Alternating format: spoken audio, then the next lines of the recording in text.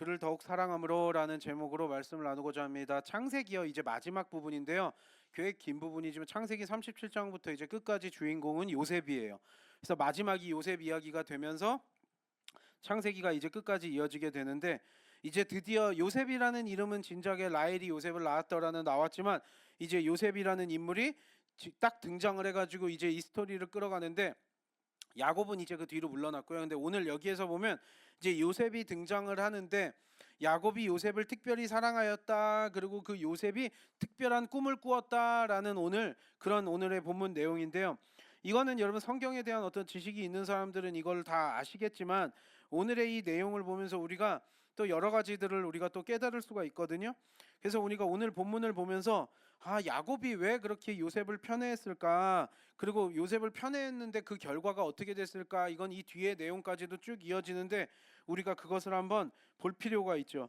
야곱이 지금 뭐 여러 가지 어떤 일들이 많았지만 야곱에게 있어서 가장 어떻게 보면 이제 인생의 말년에 중요한 사람은 요셉이었고요. 왜 그렇게 12아들이 있는데 그냥 어떻게 보면 막내도 아니거든요.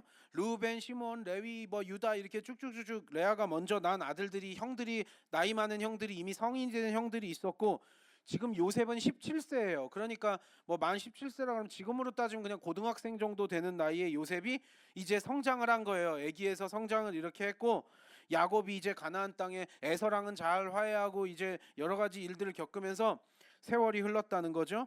그리고 그의 아버지가 거류하던 땅에 이제 자기 이삭이 그 거하던 땅에 거류하면서 잘 이렇게 소, 양 이렇게 치면서 목축업하면서 잘 이렇게 살고 있었다. 아들들 거느리면서 이렇게 살고 있었다. 오늘 여기에서 나오는데 37장 오늘 1절 2절 한번 볼까요? 1절 2절 다 같이 읽겠습니다. 시작.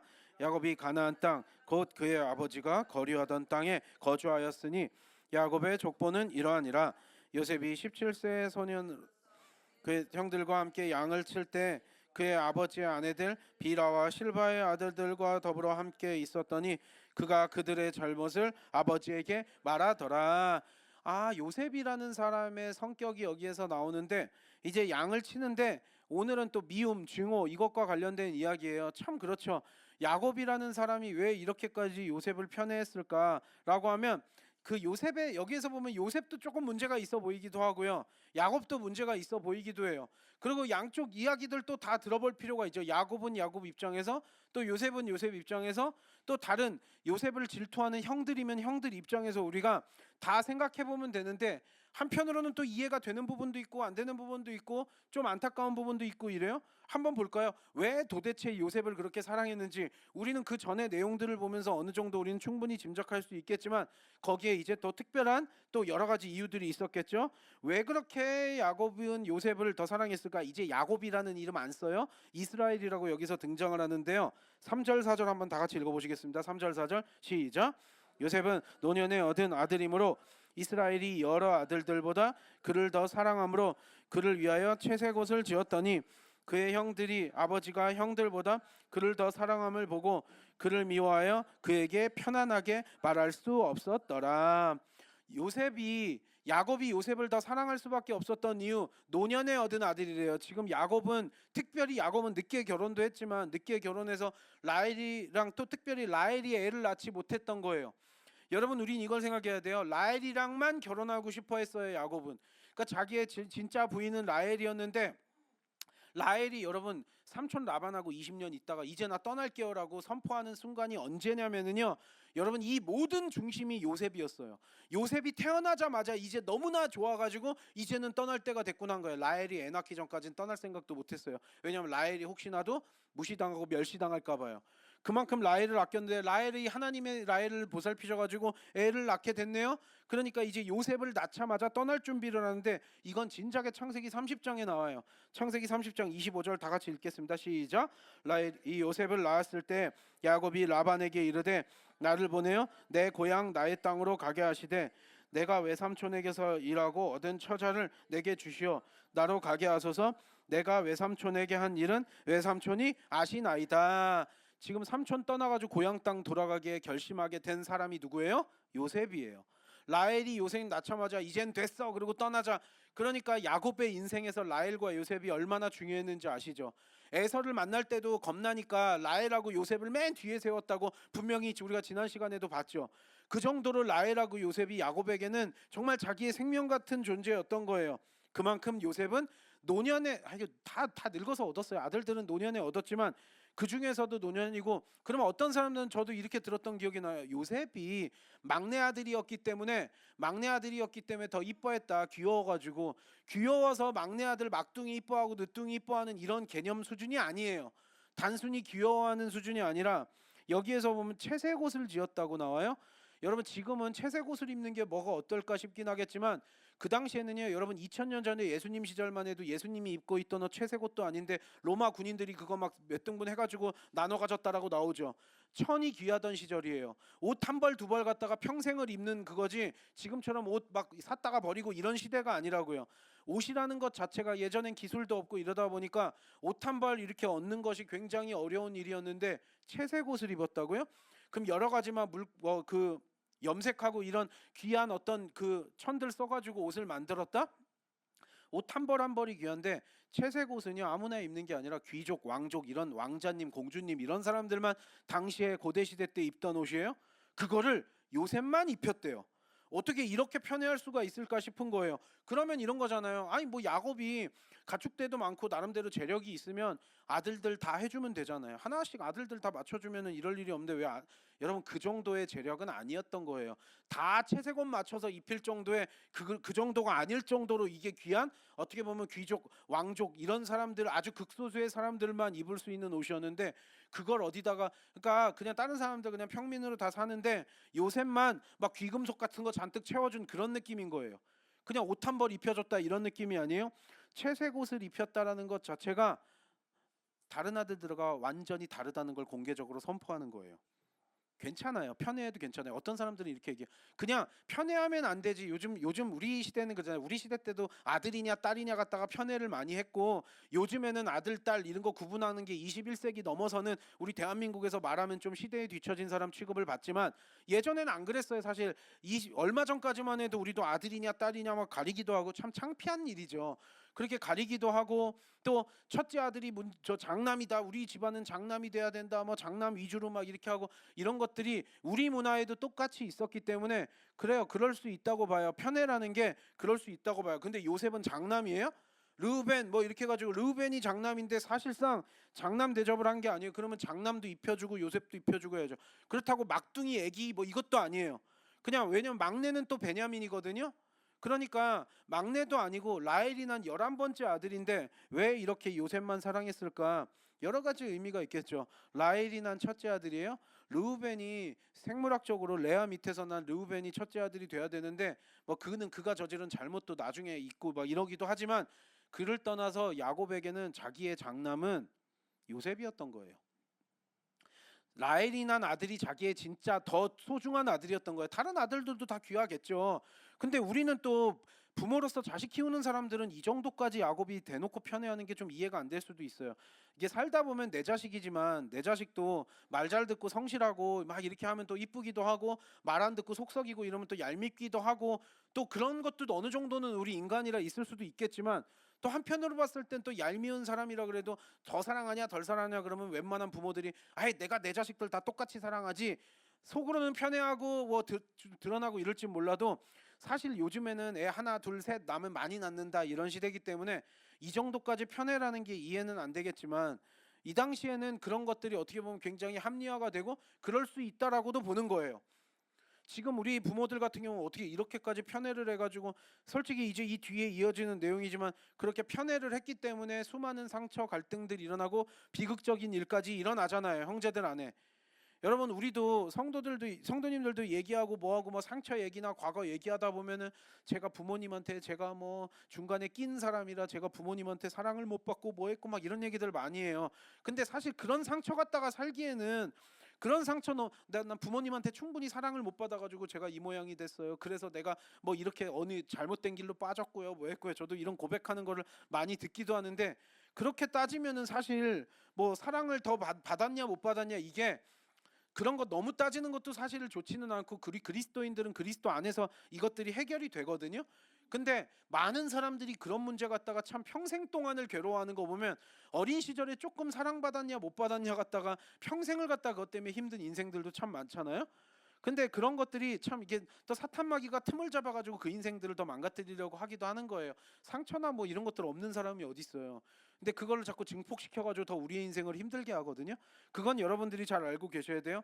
왜냐하면 이런 부분들에 있어서 야곱은 야곱대로 자기는 잘못했다는 생각을 안 했다고요. 내가 내 자식 요셉을 편애하겠다는데 솔직히 옷 한 벌씩 다 맞춰주고 이랬으면 덜 할 수도 있잖아요. 거기에 요셉이 조금 밉상이라 그러죠. 우리 속된 말로 밉상 좀 짓을 해요. 왜냐하면 이렇게 아마도요 이랬을 거예요. 여기에서 보면은 4절에도 보면은요 아버지가 형들보다 요셉을 더 사랑하는 걸 공개적으로 다 알았고 그랬기 때문에 편안하게 대할 수가 없었대요. 편안하게 말할 수가 없었대요. 그건 뭐예요? 야곱이 요셉 건드리면 원래 형들이 동생들은 막 쥐어받기도 하고 막 괴롭히기도 하고 심부름 막 시키고 이러잖아요. 요셉은 아예 야곱이 공개적으로 건들지 마 이런 거예요. 요셉에게 뭐 하려 그러면 요셉에게 그거 시키지 마 아마도 이랬을 거예요. 도와주는 거 이렇게 쉬운 거 하지 마 허드렛 일을 시키거나 뭐 하거나 하면은 야 요셉은 그거 하지 마라. 요셉은 뭐 하지 마라. 그러니까 형들이 요셉한테 함부로 말하거나 뭐를 하면은 너 요셉한테 왜 그러냐 이러면서 야곱이 그렇게 대놓고 혼냈을 거라는 게 너무 뻔한 일인 거예요. 아주 공개적인 일이에요. 그러니까 형들 입장에선 미워할 수밖에 없죠. 근데 요셉은 또 야곱으로부터 이스라엘로부터 또 교육을 잘 받았어요. 그러니까 이런 건 하면 안 되고 저런 건 하면 안 되고 들었는데 형들이 양떼 치는 거 이렇게 옆에서 이렇게 보조하면서 이렇게 했겠죠. 그러니까 양떼 치고 뭐 하다가 형들이 또 행실이 올바르지 못한 행실을 할 거 아니에요. 지금 요셉은 17살이면 형들은 다 성인이 된 거예요. 그러니까 소 돌보고 양 돌보고 하는데 어디 가서 좀 나쁜 짓도 하고 뭐도 하고 좀 뭐 여러 가지 일들 이런 것들 좀 안 좋은 일들 하면 아빠한테 와가지고 아빠 저 형들 봐봐 형들이 이런 짓 했어요 저런 짓 했어요 막 일러가지고 혼나기도 하고 이러니까 안 그래도 그런데 사랑받는 것도 사랑받는 건데 요셉이 또 밉상이네요. 그러니까 형들 입장에서는 얼마나 미웠겠어요. 그래서 동생 쥐어박으려고 그러고 요셉 한번 안 볼 때 아버지 안 볼 때 쥐어박고 싶은데 그것도 못해요. 왜냐면 야곱이 난리가 나니까요. 내 요셉 왜 건드렸냐 이렇게 난리가 나니까요. 공개적으로 그럴 수밖에 없어요. 한편으로 야곱이 어떻게 자식들이면 그래 속으로 좀 편애하는 건 그럴 수 있지만 겉으로 이렇게까지 편애를 할까? 아예 대놓고 이렇게 할까? 생각해보면 야곱은 야곱 입장에서 생각해보면 라헬이 난 아들이라 소중했어요. 이 아들이 내가 이 땅 고향 땅으로 움직이게 한 동력이기도 했어요. 그런데 여러분 창세기 35장에 보면은요 라헬이요 가장 사랑하는 라헬이 베냐민 낳다가 죽어요. 막내 아들 베냐민을 낳다가 죽어버리네요. 가장 사랑하는 아내이지만 가장 빨리 하나님께서 데려가셔서 이별했어요. 그럼 요셉하고 베냐민을 향한 야곱의 마음이 어떨까요? 애미 없는 자식이다. 물론 어머니들 있죠. 다른 레아도 있고 다 양어머니들은 있겠지만 돌봐줄 사람들은 있겠지만 친엄마가 없어가지고 친엄마가 주는 사랑이랑 비교가 되겠어요? 그러니까 야곱 입장에서는 엄마 없는 자식으로 큰다라 그러니까 야곱 입장에서는 더 애틋하고 막 안타깝고 막 불쌍하고 그러니까 내 자식 채색 옷을 하고 이래도 요셉 건드리지 마 이렇게 될 수밖에 없는 게 야 엄마도 없이 자라는데 내가라도 더 사랑해줘야지 아마 야곱이 그런 마음이 있었을 거예요. 그러니까 한편으로는 또 이해도 그렇게 생각하면 이해도 가지만 그래도 조금 정도가 지나치기도 했다라는 거죠. 그리고 함부로 할 수도 없고요. 그러니까 베냐민이 막내고 그게 아니지만 사실상 또 여기에 이런 생각도 있을 거예요. 야곱이 대놓고 요셉만 이렇게 사랑한다는 걸 보면서 채색 옷 하나 입혀줬다고 요셉을 나중에 형들이 잠깐 어디 심부름 보내니까 그때 틈을 딱 잡아가지고 형들이 요셉 죽이려 그러다가 이제 애굽으로 팔게 되는 장면이 이제 바로 뒤이어서 나오지만 아니 어떻게 형들도 아무리 요셉이 그래 밉상일을 좀 했고 좀 아버지가 사랑한다 그래도 또 엄마도 없이 저렇게 베냐민이랑 잘하고 있으면 불쌍히 여기고 좀 그런 것도 있어야지 어떻게 저렇게 죽이려고까지 할까라는 생각을 해보면 좀 너무하기도 해요. 그러니까 야곱 입장대로 내가 라헬을 사랑했고 그 라헬이 난 아들이라 특별하기도 하지만 또 라헬이 베냐민 낳다가 일찍 죽었기 때문에 얘는 내가 더 챙겨야 돼라는 마음이 있었는데 또 거기에다 이제 뒤에 보면은 요셉의 어떤 이런 인품이나 어떤 능력이나 이런 게 나오지만 요셉 자체가 딱 야곱이 봤을 때는 여러분 다 알 거예요. 키워보니까 애가 참 잘생기고 똘똘해요. 나중에 보면 꽃미남이라고도 여기에서 요셉에게 표현을 하지만 요셉이 인물도 인물이지만 너무 내가 늙어가지고 얻은 늦둥이라서 이쁘기도 하지만 또 라헬의 아들이니까 또 꽃미남이었을 수도 있고요. 그래가지고 요셉이 안 그래도 외모도 잘났는데 이렇게 키우다 보면은 여러분 내 자식이지만 얘는 조금 떨어져. 얘는 근데 진짜 똘똘해. 그러면은 더 영특하고 막 이러니까 뛰어나 보이니까 야곱 입장에서는 요셉이 거기에다가 똘똘하기까지 하네요. 그러니까 더 이뻐할 수밖에 없었겠죠. 그리고 그랬기 때문에 또 요셉이 선택돼 가지고 나중에 이제 요셉을 하나님의 또 계획 안에 있다라는 거, 뭔가 특별한 아들이라는 것 때문에 요셉을 더 사랑할 수밖에 없었다라고 야곱은 그렇게 변명을 할 수도 있을 거예요. 요셉 입장에서는 아버지가 나를 왜 사랑하는지 뭐 이런 거가 잘 와닿진 않았겠지만 어린 나이에 그래도 아버지가 나를 이렇게 끔찍히 아껴주는 게 좋았고, 자기는 자기 나름대로 아버지 말 잘 듣고 또 열심히 선하게 도덕적으로 살아야 되겠다. 그러니까 형들이 잘못하는 거 좀 지적질도 해주고 고자질도 하고 이래가지고 또 형들하고 이렇게 잘 살기를 원했고요. 요셉 입장에선 요셉 입장이고 야곱 입장에선 야곱 입장이 있을 거예요. 하지만 형들 입장을 한번 볼까요? 형들 입장에서 봤을 때는요, 사랑받는 것도 너무 괘씸해요. 근데 애가 싸가지가 없게 막 잘못한 걸 막 일러가지고 아버지한테 이렇게 하게 하네요.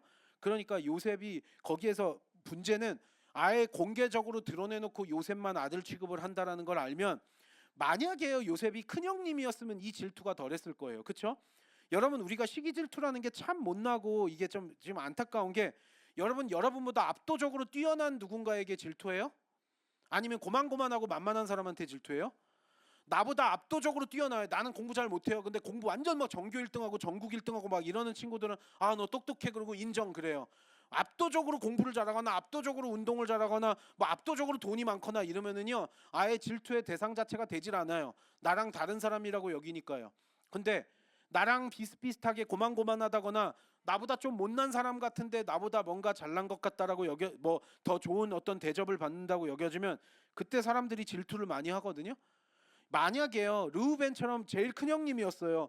요셉이 제일 큰 형님이었으면 그래 제일 큰 형님이니까 라고 하면서 어느 정도 다른 동생들이 좀 납득이 됐을 수도 있어요. 근데 요셉은 지금 막둥이잖아요. 거의 나이도 우리보다 한참 어린 놈이 막 고자질하지, 이쁨은 받지. 거기에다가 아마 그 문제까지 있었을 거예요. 야곱은요 장자의 축복을 굳이 진짜 바이올로지컬 선, 내가 생물학적인 장자에게 그 축복이 내려간다는 거에 대한 어떤 집착도 없을 거예요. 왜냐하면 야곱도요 자기가 둘째였잖아요. 야곱도 형 에서한테 복이 아니라 자기가 그거 가로채고 싶어서 그랬던 거잖아요. 그거 생각을 해보면 야곱 입장에서 그 아들들도 그거 다 알았을 거 아니에요. 우리 아버지가 첫째가 아닌데 에서가 형님인데 에서가 복을 받은 게 아니라 야곱한테 복을 받았다, 이 스토리들 다 들어서 알고 있으면 야곱은 굳이 생물학적으로 장자인 르우벤이나 뭐 르우벤, 시몬, 레위, 유다 이렇게 쭉 내려가지만 그 형들을 먼저 우선순위를 주는 거에 대해서 그렇게 별로 신경 안 쓸 거라는 것까지도 다 알았을 거라고요. 그럼 이건 뭐예요? 물려주는 데 있어서 실제로 장자의 복을 요셉한테 물려줄 거라는 생각까지 형들이 했을 거라고요. 그 생각까지 하니까 이건 나보다 진짜 큰형님이래 가지고, 우리 큰형님이기 때문에 우리는 좀 형님이니까 이게 존경해야지라 그랬으면 시기 질투의 대상이 덜 됐겠지만, 이거는 우리보다도 한참 어린 놈이 또 건방지고 아주 막 교만해요. 거기다 막 지할 말들하고 철 없어가지고 막 17살이면 사실 철이 들만하기도 하지만 또 안 들 나이기도 하잖아요. 막 사춘기 정도 생각하면 되는데, 그러면 요셉 입장에서는 그렇겠지만 형들 입장에서는 야 저거 아버지가 요셉한테 일단 거의 모든 것 다 장자로 물려주는 그거 후계자를, 야곱이 지금 거느리고 있는 이런 식솔들 재산들 다 있잖아요. 이거 이제 아버지는 나이가 이제 100살이 넘었고 뭐 10년 살지 20년 살지 우린 정확히 모르겠지만 아버지가 돌아가실 때 이 모든 것들 요셉에게 우선순위 줘가지고 요셉에게 먼저 다 물려주겠구나라는 생각까지 하니까 그게 너무나 명확해지는 것 같아 보이니까 형들 입장에서는 요셉을 죽이고 싶었던 거죠. 저놈 자식 죽여야 되겠다. 어떻게 그래도 아무리 얄밉다 그래도 한 대 쥐어받고 말고 똑바로 하자 이러면서 보통 살아가지, 아무리 그래도 뭐 배다른 형제라 그래도 이렇게 죽이려고까지 하냐고요. 그러다가 죽이려가 아유 죽이지는 말고 그냥 팔자 그래가지고 돈 받고 노예로 팔아버리고요. 사실 죽이는 거 못지않게 더 악랄한 게 또 노예로 팔아버리는 거잖아요. 어떻게 보면 얼마나 그 인생이 그래요? 그런 일들을 하는 게 아마 이런 복잡한 각자 나름대로의 생각들이 있었을 거라고요. 야곱은 별로 신경 안 썼겠지만, 야곱은 내 자식 내가 사랑해서 챙기는데 이 불쌍한 요셉 나라도 안 챙기면 누가 챙기냐라고 너무나 당당하고, 어떤 죄의식이나 어떤 잘못된 이거가 문제의식 같은 걸 야곱이 안 가지고 있었다는 걸 알 수 있죠. 거기에 오늘 보면 이제 꿈 얘기까지 하네요. 그러니까 이제 그 증오심이 폭발을 하는 거예요. 5절 읽어볼까요? 오늘 본문 5절 다 같이 읽겠습니다. 시작.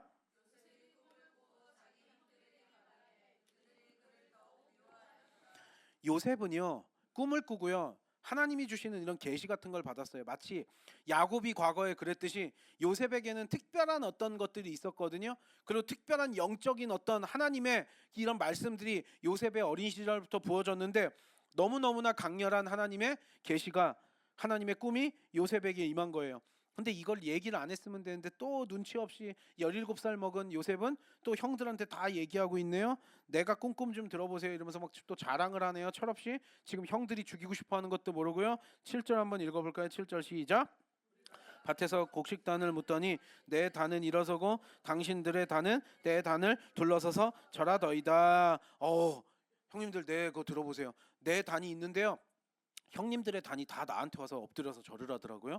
이거 진짜 신기하네요. 이러면서 눈치 없이 얘기하네요. 안 그래도 요셉이 사랑받고 그래 네가 그렇게 귀하게 하는 것도 하는 거지만 거기에다가 이제 우리가 네 어린데 오냐오냐 해주는 것도 지금 꼴 보기 싫은데 거기에다가 네가 이제 우리를 엎드리고 꿀리기까지 하려고 라는 생각을 한 거예요. 그러니까 8절에 뭐래요? 야 네가 우리의 왕이 되려고 하는구나. 야 네가 우리 다스리겠다. 아주 잘나셨어요. 이러면서 얼마나 비꼬면서 이 얘기를 한 거겠어요. 8절 읽어볼까요? 시작. 그의 형들이 그에게 이르되 내가 참으로 우리의 왕이 되겠느냐 참으로 우리를 다스리게 되겠느냐 하고 그의 꿈과 그의 말로 말미암아 그를 더욱 미워하더니 당연히 미워할 수밖에 없고 우리가 요셉의 형들이었다라 그래도 요셉이 얼마나 얄미웠을까요? 그리고 큰형님도 아니라 이거 나이도 이거 어린 놈의 자식이 이게 아주 건방 떨고 있네 아마 이러면서 얼마나 요셉이 얄미웠을까요? 이해도 가요. 그렇다고 거기에서 죽이고자까지 하는 거는 또 다른 문제이긴 하지만요. 그냥 철없으면 아유 철없는 놈이 저러나 보다 이럴 수 있잖아요. 근데 그 정도가 아니었던 거예요. 왜냐면 야곱이 예를 들어 좀 그런 것도 있겠죠. 야곱이 물려줄 것도 아무것도 없고 막 이렇게 된다 그러면 이런 얘기 자체도 안 나왔겠지만 야곱이 가지고 있는 이런 것들이 있었기 때문에 요셉이 그것을 다 이렇게 된다 그러면 야 쟤는 고생도 안 했잖아. 소 치고 양 치고 고생은 우리가 하고 요셉이 그 모든 열매들은 다 가져가 그 꼴은 못 봐 이러면서 이 바득바득 갈고 있는 형들 너무나 그려지지 않아요? 인간이란 존재가 그러니까요. 거기에 하나를 더 추가하네요.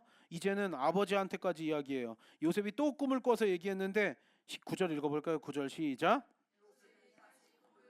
그의 형들에게 말하여 이르되 내가 또 꿈을 꾼즉 해와 달과 열한 별이 내게 절하더이다 하니라. 이제는 어머니 아버지하고 나머지 형들까지 다 나한테 와서 엎드립니다. 해와 달과 열한 별이 나한테 절합니다. 이 얘기를 하는 거예요. 훗날에 시간이 한참 흘러가지고 애굽의 총리가 된 뒤로 그 다음에 이제 흉년이 들고 그 다 그렇게 된 뒤로 수십 년이 지난 후에 일어날 일이지만 미래에 일어난 일을 미리 하나님께서 다 계시로 요셉에게 강력하게 보여주신 거예요. 그러니까 야곱도 야 야곱아 요셉아 너 좀 선 넘었다. 왜 그러냐? 너 이제 아버지 어머니랑 형들까지도 너한테 절한다 그러면 그건 너무한 거 아니냐라 그러고 야곱도 여기서 요셉에게 한마디 뭐라고 꾸중을 했겠죠. 그리고 형들은 더 혀를 끌끌 차면서 저놈 안 되겠다 그랬겠고요. 형들은 너무나 시기 질투를 했지만 근데 한편으로 아버지는 그 생각이 있어요. 요셉이 뭔가 특별한 건 알고 있었거든요. 그리고 야곱도 과거에 하나님을 베델에서도 만나고 브니엘에서도 하나님을 만나서 본인이 하나님과의 어떤 이런 결단했던 시간들이 있기 때문에 영적인 세계가 어떤 건지를 야곱은 알고 있어요. 그럼 자기가 봤던 영적인 세계의 어떤 것이 분명히 요셉에게 같다라는 것까지도 야곱은 알고 있었기 때문에 겉으로는 요셉을 혼냈지만 형들은 혀를 끌끌 차면서 그랬을지 모르겠지만 야곱은 아버지는 그 말을 간직하였더라라고 오늘 본문에서 전하는 거죠. 뭔가가 있겠구나라는 사실, 뭔가 특별한 게 있겠구나라는 사실을 한편으로 야곱은 똑바로 끝까지 기억하고 있었다라고 오늘 본문은 전하고 있는 거죠. 여러분 이제 그리고 그것은 시간이 지나서 하나님께서 그 비전을 이루셔서 이 한 가족 이스라엘이라는 이 야곱의 한 가족이 거대한 한 민족이 되기까지 이집트로 어떻게 끌고 가는지 그거에 대해서 이제 설명을 해주고 있는 거죠. 여기에서 보면은요. 여기에서 오늘 본문의 내용을 보면 이제 여러 가지 재밌는 것들도 많이 나오지만 어떻게 이렇게 편애를 하고 또 어떻게 이렇게 미워할까 생각을 하고 있고 또 한편으로 봤을 땐 야곱의 마음도 이해가 되고 또 요셉은 또 왜 그렇게 밉상 짓을 했을까 또 그 생각도 들고요. 여러분 우리가 편해. 아까 시기 질투도 마찬가지잖아요. 만만한 사람들한테 시기 질투를 많이 한다 이러면서 우리 인간의 모습이 어떤 것인가? 그리고 이 편애라는 게 어떤 것인가? 그리고 사람 가려가면서 저는요 우리 대한민국 사람들이 가지고 있는 장점도 많이 있지만 참 악하고 이렇게 약점이라고 말해야 되는 단점이라고 말해야 되는 게 사람 외형적인 조건으로 사람들을 가리고 판단하고 이러는 것들. 그래서 자기보다 좀 잘나 보이고 이러면은 막 이렇게 굽실굽실하고 자기보다 좀 못나 보이거나 만만하면 막 함부로 하고 멸시하고 이런 것들 외모로 사람 판단하고 막 이런 것들이 대한민국 사람들이 좀 심한 것 같긴 해요. 저도 외국 이렇게 많이 돌아다니면 이게 무슨 상처와 무슨 열등의식이 있는지 모르겠지만 우리 민족이 가지고 있는 어떻게 보면 단점? 아니라고 말할 수 없는 좀 그런 게 분명히 있는 것 같아요. 어떤 민족적인 특성, 좀 약점, 단점 이렇게도 볼 수 있잖아요. 사람 가려가면서 이렇게 하고 예를 들어서 자식들도 마찬가지잖아요. 야곱이 이렇게 편애를 하는 걸 옳다라고 안 해요. 왜냐하면 비극적인 일로 이어지니까요. 야곱이 조금 더 지혜롭게 이렇게 했다라 그러면 이렇게 형제들끼리 이렇게 미워하면서 요셉을 죽이고자까지 했을까 또 생각이 들어요. 이런 거에 대해서 우리는 또 여러 가지 생각을 할 수 있는 거죠. 시기 질투라는 게 무엇인가? 그리고 왜 우리는 편애하면 안 되고 사람들이 이렇게 가려도 안 되고 차별하면 안 되는가? 왜냐하면 성경에서는요 여러분 이걸 분명히 가르치고 있어요. 왜냐하면 하나님께서 우리를 차별하고 가리시는 분이 아니래요. 우리의 외형적인 조건으로 외모가 어떠냐, 학벌이 어떠냐, 재산이 어떠냐 이런 거는 우리는 따질지 몰라도요 하나님께서는 그것을 따지지 않으셨기 때문에. 하나님은 이스라엘만 사랑하신 거 아니에요? 아니요 여러분. 이스라엘 야곱이에요. 이스라엘이 한 민족이 되는 거는요 구원의 역사로서 먼저 하나님께서 그 이스라엘 민족을 선택하신 거지 하나님께서 이스라엘만 사랑해서 이스라엘만 구원하시고자 한 게 아니라고요. 하나님이 먼저 그냥 선택하신 거예요. 그 한 가문을 한 민족이 되게 해서 예수 그리스도를 통해서 온 민족에게 구원을 열기 위해서 그냥 선택된 백성일 뿐이지 다른 민족들은 사랑하지 않으셨다가 아니에요. 그래서 누구만 구원받고 누구는 구원 못 받는다가 아니라 예수 그리스도의 그 사랑, 십자가 사랑은 모든 이들에게 구원의 그 소망이 되는 줄 믿습니다. 하나님께서 가리시지 않았어요. 하나님께서 외모로 사람 차별하지 않으신다. 이거 성경 구절 얼마나 많이 나와요. 하나님은 외모를 보지 않으신다. 이거 여러 구절 나오지만 하나만 볼까요? 신명기부터요. 신명기 10장 17절이요. 시작. 하나님 여호와는 신 가운데 신이시며 주 가운데 주시고 크고 능하시며 두려우신 하나님이시라. 사람을 외모로 보지 아니하시며 뇌물을 받지 아니하시고. 우리들은 외모 보면서 이 사람 저 사람 판단하고 무슨 조건 보면서 판단하고 나한테 내 인생에 도움이 될 것 같은 사람 아닐 것 같은 사람 이렇게 가려가면서 우리 안에서 할 수 있겠지만 우리 그리스도인들은 하나님의 사랑을 입은 자들이에요. 모든 이들에게 구원을 열어놓으신 어떤 차별도 없이 민족이나 뭐나 뭐 어떤 조건이나 신분이나 뭐나 이런 거 아무것도 차별 없이 예수 그리스도를 통한 구원. 그래서 예수님께서 십자가에서 죽으시고 부활하신 것이 그 하나님이 이 외모로 보지 않으신다라는 가장 강력한 증거이기도 하죠. 그래서 성경은 사람 가리지 말래요. 편애하지 말라고 우리에게 가르쳐요. 이런 측면에서 야곱이 이렇게까지 편애하는 건 분명히 문제가 있는 거지. 야곱이 요셉을 편애할 수도 있지. 우리가 야곱 입장이 되면 또 이해도 가요. 또 엄마도 없이 또 엄마 불쌍하고 뭐하고 내가 그리고 라헬만 더 사랑했고 하지만 그게 결국 얼마나 수많은 문제와 갈등들과 불화들을 만들어내요. 여러분들도 가정일들 한번 생각해 보자고요. 친구들 관계에서 동료들 관계에서 누구누구 이렇게 가려가면서 뭐하면서 해서 얼마나 많은 갈등들과 상처들이 벌어져요. 그것 때문에 가정이 깨지고 뭐가 되고 이래도 몰라요. 그것 때문에 상처받아서 힘들어하고 그래도 몰라요. 예수 믿지 않는 사람들은 그거에 대한 문제의식 자체도 없겠지만 우리 예수 그리스도를 믿는 자들은 이제 영적으로 이게 올바르지 않다라는 걸 알아요. 내 마음이 누구를 가리려고 하는 내 죄악성이 있어도 저 사람은 내 인생에 도움될 것 같으니까 내가 잘해야지, 아니면 저 사람은 나한테 별 도움 안 될 것 같으니까 나는 잘할 필요 없이 저 사람은 무시해도 돼 라는 마음을 보통 인간들은 많이 하겠지만 우리는 그런 마음이 우리 안에 들 때 참 창피한 줄 알아야 된다라는 거죠.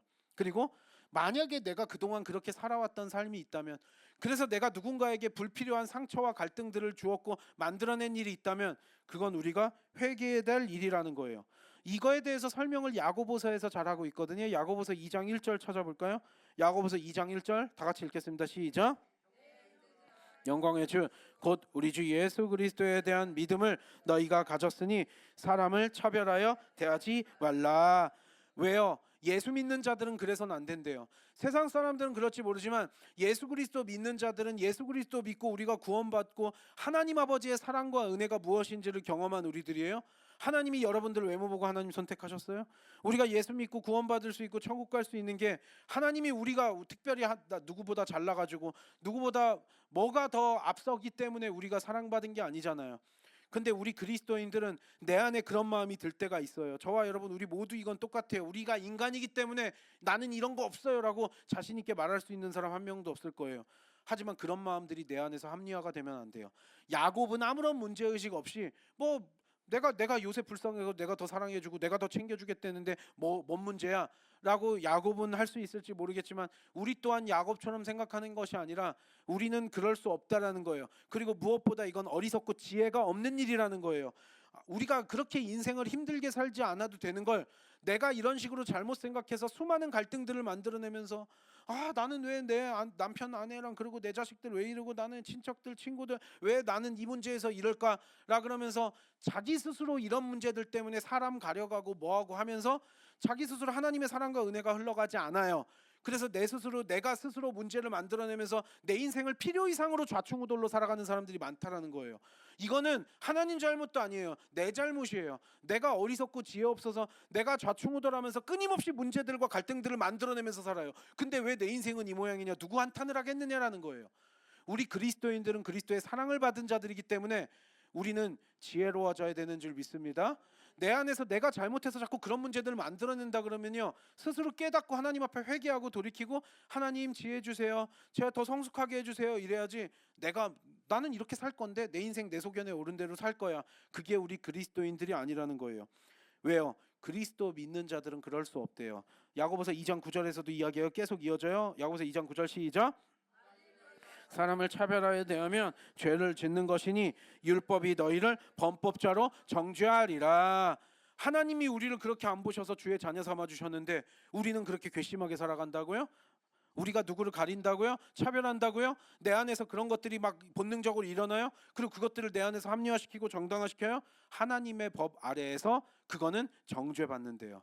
그거는 용납하지 않는다라는 거예요. 여러분, 그렇기 때문에 우리는요, 이것들과 관련해서 문제가 있구나, 이 문제의식을 분명히 가져야 되고, 내 안에 여러분들마다 이게 좀 심한 사람도 있고 약한 사람도 있을 거예요.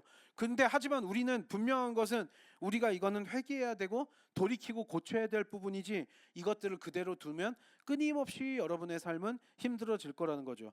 그리고 그리스도의 사랑과 은혜가 흘러나고 우리가 누군가에게 복음을 전하는 데 있어서도 우리가 이렇게 지혜롭지 못하면 계속적으로 그 문제에 시달릴 거예요. 심지어 세상 사람들까지도 조롱할 거예요. 예수 믿는 자들이 세상 사람들처럼 아파트 평수 보고 사람들을 평가한다고요? 어느 동네 사느냐에 따라 평가하고 학벌이 어떠느냐, 외모가 어떠냐 이런 걸로 우리가 평가하면서 이 사람 저 사람을 가린다고요? 그러면 우리는 창피한 줄 알아야 되는 줄 믿습니다. 우리가 예수 그리스도를 믿는 우리들은 그래서는 안 된대요. 그리스도 모르는 자들이 그럴 수는 있겠지만 그리스도인들은 그래서는 안 된대요. 이것들이 너무나 우리가 가지고 있는 덕목인데, 가끔 저도 그런 생각을 해요. 한국 사람들은 이런 것과 관련돼서 스스로 창피한 줄 모르는 거예요. 어느 순간엔 그게 당연한 것처럼 여겨요. 모든 인간들이 다 그러니까요. 아니요, 예수 믿는 자들은 그럴 수 없다는 거예요. 믿으세요, 여러분? 이 성경의 가르침을 우리 마음에 새기고요, 우리가 그동안 창피하게 산 부분이 있다면 저와 여러분 우리 모두 회개해야 될 줄 믿습니다. 참 이게 그래요. 그래서 여러분, 이제 하나님의 주신 비전, 이건 그 뒤에 이제 이런 이 꿈이 어떻게 실현되는지는 이제 하나하나 하세요. 그러니까 심지어 이런 인간들의 죄악성들까지도 하나님은 선하게 이용하셔서 나중에 이 모든 것들을 선용하셔가지고, 요셉이 나중에 형들하고 마지막 막 형들이 형들은 막 요셉이 나중에 죽일까봐 막 전전긍긍할 때 요셉이 울면서 이거 하나님이 다 그런 악까지도 다 선하게 사용하셔서 이 이루셨으니까 형들을 걱정하지 마세요 이러면서 나중에 이제 창세기 끝부분에 화해하는 장면도 나오지만, 여러분 그래요. 하나님의 비전은 이렇게 비전대로 이루어지고요. 이제 그것들은 우리가 봐갈 거예요.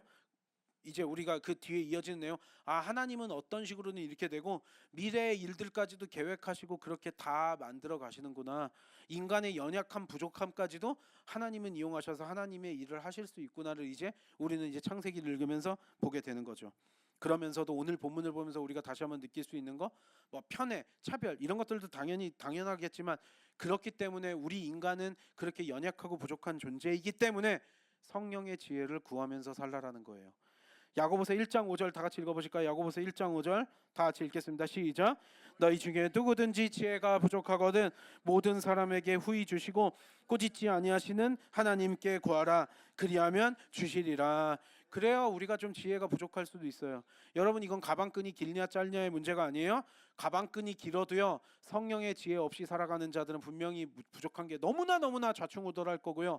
가방끈이 짧다 해도 성령의 지혜가 부어지는 자들은요, 아무런 문제 없이 주님의 인도하심을 따라 잘 가는 거예요. 쓸데없이 내 인생에 좌충우돌하는 거예요. 그건 내가 어리석고 내가 지혜가 없기 때문에 그런다라는 거예요. 그러면 우리가 깨달아야 되잖아요. 그러면 어떻게 돼요? 지혜가 부족한 자들이 있을 수 있어요. 이거는 가방끈 공부 더 많이 했냐, 학벌이 어떠냐, 이런 거랑은 전혀 상관이 없는 문제예요. 성령님의 기름 부으심이 우리 가운데 부어져요. 예수 믿는 자들이 그럴 수 없다라는 건요, 예수 믿는 자들은 우리 안에 이제 성령님이 기름 부어 주세요. 우리 안에 성령님이 내주하고 계시고요, 그 성령님이 우리 안에 기름 부어 주시기 때문에 그 기름 부음은 지혜라는 동의어로 바꿀 수 있다 그랬어요. 성령의 지혜가 우리 가운데 부어지기 때문에 쓸데없이 좌충우돌하면서 망하는 길로 갈까요, 안 갈까요? 내가 공부 많이 했다고 안 망하고 뭐하고 뭐 이게 똑똑하냐 안 똑똑하냐, 이거는요 세상 사람들이 생각하는 건데요, 우린 알아요. 성령이 부어주시는 지혜로 살아야 된다고요. 근데 하나님, 제가 좀 부족해가지고 여태까지 이랬네요. 괜찮대요. 그런 거 부족할 때 어떻게 하라고요? 하나님께 구하래요. 우리 안에 계신 성령님이 어련히 그때그때마다 우리를 인도하시려고요. 누구 조언 구하려 다니는 게 아니라 누구한테 조언 구하러 다닐 필요도 없대요. 요한일서에 보면 요한이 그거 설명하는 거예요. 다른 사람에게 뭘 이렇게 할 필요도 없대요. 우리 안에 계신 성령님이 우리를 올바른 길로 가도록, 망하지 않는 길로 가도록 하나님이 알아서 인도해 주시겠대요. 그럼 하나님 머리 극적극적하면서 제가 지혜가 부족해요. 괜찮아요. 지혜를 구하라는 거예요. 솔로몬이 잘한 거예요? 아무것도 딴 거 구하는 거 없이 지혜를 구했더니 다른 모든 걸 주셨어요. 물론 그의 인생의 말년은 우상숭배로 가가지고 하나님 배신한 것도 있지만, 솔로몬이 지혜를 구했을 때 그 모든 것들을 다 얻었듯이 우리 또한 마찬가지예요. 하나님이 어련히 우리에게 필요한 지혜들을 우리에게 부어주시겠다 그러고요, 다른 거 구할 필요 없이 성령의 지혜를 구하는, 성령님이 우리에게 부어주시는 지혜를 구해야 될 줄 믿습니다. 모든 사람에게 후히 주시고 꾸짖지도 아니하신대요. 하나님, 나 지혜 더 달라 그러는데 혼내지도 않으신대요. 이 기도 제목은 반드시 이루어지는 기도 제목이에요. 내가 인생을 살면서 성령님의 지혜를 얼마나 사모하면서 살았나, 성령님의 기름 부으심을 얼마나 사모하면서 살았나, 이거를 어리고 젊은 시절에 이걸 알았다라 그러면 얼마나 내 인생이 달라졌을까. 여러분, 이제라도 깨닫고요, 우리는 이 야곱이 끊임없이 영적인 세계를 알매도 불구하고 좌충우돌하면서 이렇게 계속 하는 것들을 우리는 이 삶에서 보게 되잖아요. 그리고 요셉과 이제 형제들에게서 그런 비극들이 벌어지고요. 그렇기 때문에 우리는 성령님의 지혜, 이제 우리는 모두가 다 그리스도 믿는 우리들은 성령님을 누린다는 사실, 그래서 성령님의 도우심으로 왜 우리가 불필요하게 갈등을 겪어야 되고 왜 우리가 불필요하게 상처를 주고받고 살아야 돼요? 여러분, 우리가 그 성령의 기름 부으심이 충만하게 임하는 자들은 그것들을 능히 피할 수 있고요, 주고받고 하지도 않는다는 사실 우리가 다시 한번 기억하면서 주님께 이 사랑과 은혜, 주님이 우리에게 이 사랑과 은혜를 부어주셨습니다. 그 사랑과 은혜로 살아가는 우리가 되기를 원합니다. 성령님 기름 부어주시고 우리에게 충만하게 늘 지혜를 부어주시옵소서. 부족합니다. 그렇기 때문에 주님께 구합니다라 그럴 때 후히 주시고 꾸짖지 않으시는 하나님이 우리의 삶을 책임지시고 인도하여 주실 줄 믿습니다. 찬양하고 기도하겠습니다.